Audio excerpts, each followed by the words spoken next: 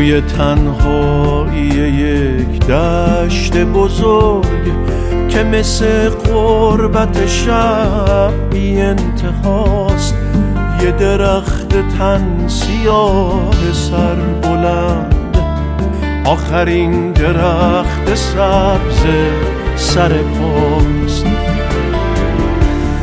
رو تنش زخمه ولی زخم تبر، نه یه قلب تیر خورده نه یه اسم، شاخه هاش پر از پر پرنده هاست، کندوی پاک دخیله و طلسم.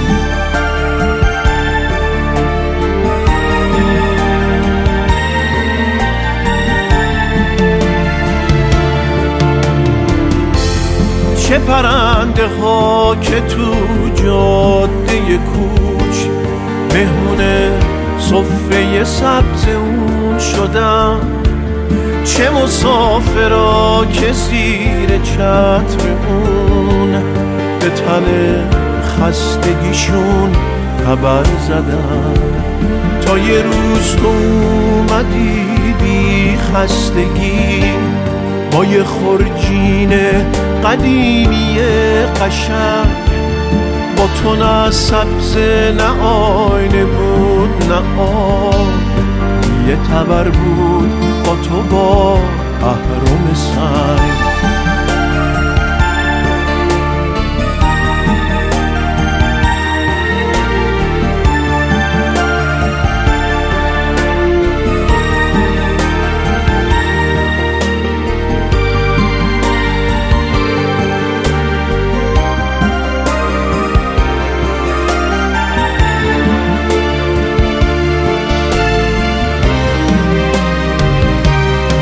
درخت سر بلند پر غرور که سرش داره به خورشید میرسه، منم اون درخت تن سپرده به تبر که واسه پرنده ها دلواپس،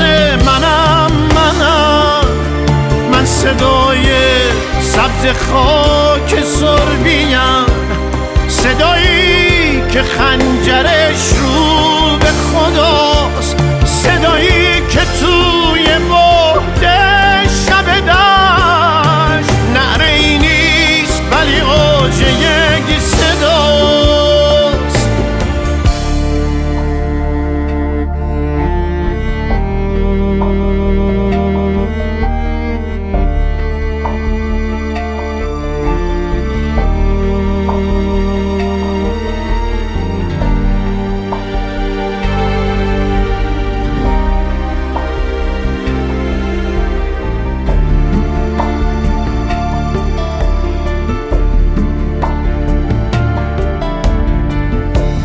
رقص دست نرم تی تبر به دست، با هجوم تبر گشنه و سخت، آخرین تصویر تلخ بودنه توی ذهن سبز آخرین درخت.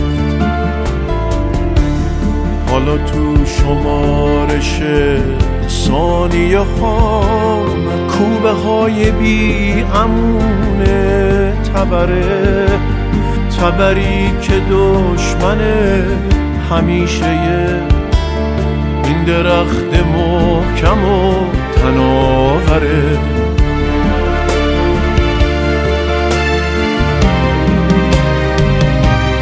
من به فکر خستگی های پرنده ها، تو بزن تبر بزن، من به فکر قربت مسافران، آخرین ضربه رو محکمتر بزن، من به فکر خستگی های پرنده ها، تو بزن تبر بزن، من به فکر قربت مسافران، آخرین ضربه رو محکمتر بزن، من به فکر خستگی های پرنده هم، تو بزن تبر بزن.